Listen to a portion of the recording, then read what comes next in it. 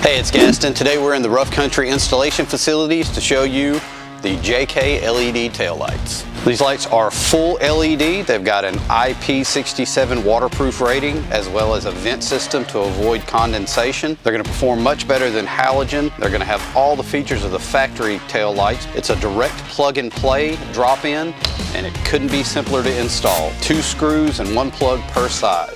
So I've already got one installed, so I can show you a comparison between the Rough Country LED and the factory halogen.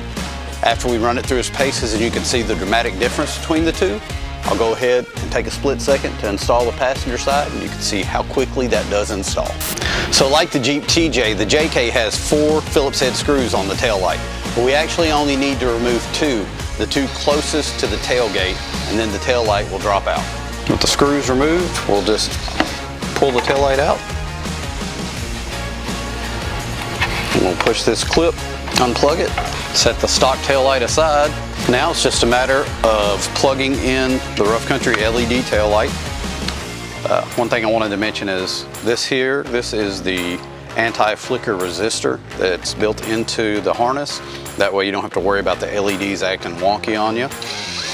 That's it, tail lights are installed. Not only do the LED tail lights look great and really update the rear of a JK, they're also brighter, and the performance of an LED is much faster than a halogen, making them safer. So when you're ready to upgrade the rear of your JK, look no further than roughcountry.com.